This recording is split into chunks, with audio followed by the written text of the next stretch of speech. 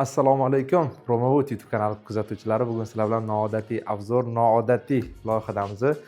O'zi biz bu uyga shunaqangi zina qilib berganmiz. O'zi uy ochadigan narsalar bor.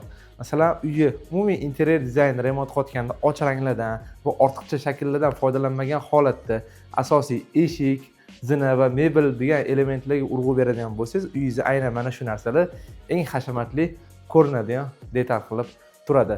Hozir biz bu uyda qisqacha o'zim uchun ham juda ham qiziq bo'ldi. Mana mebellarni qaranglar.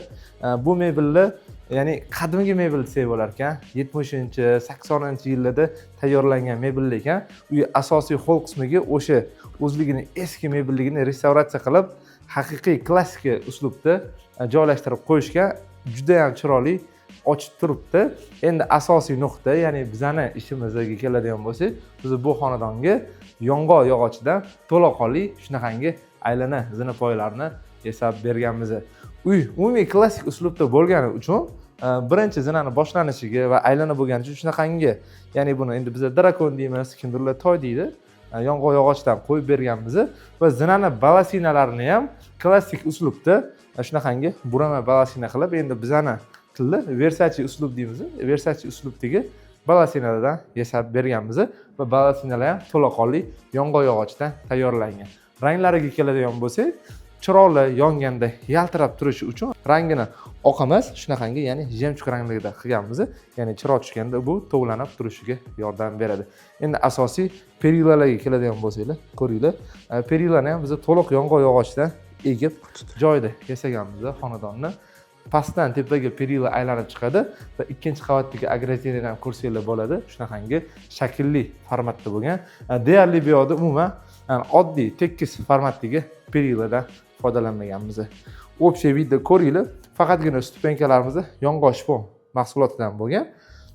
Qalinligi zinapoyalarimizning 4 sm qalinlikda bo'ladi. Tepasiga shpon bosilingan, oldin qismlariga bo'lsa toza yong'oq yog'ochlardan qo'yib berganmiz. Bu narsa zina yana ham mustahkam va chiroyli ko'rinishiga yordam beradi. Mana endi ikkinchi qavatdan umumiy vidni ko'rsanglar bo'ladi. Mana ikkinchi qavatda ham shunaqangi dekoratsiya qilib qo'yishgan, mebellarni joylashtirib, bu uy interyeri ham, zinani ham juda ham yaxshi ochib turibdi va tepadan pastda ko'rishingiz mumkin. Ishi qanaqangi sifat darajasida chiqqanini. O'zingizlar ko'rib, 1 dan 10 gacha baho beringlar. Sizlarning fikringlar, sizlarning ballinglar biz uchun juda ham qiziq.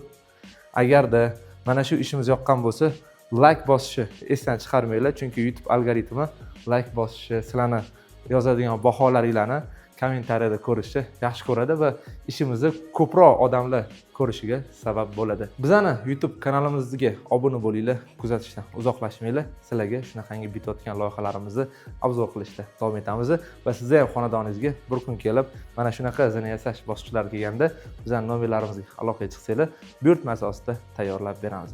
Xayr, salomat bo'linglar.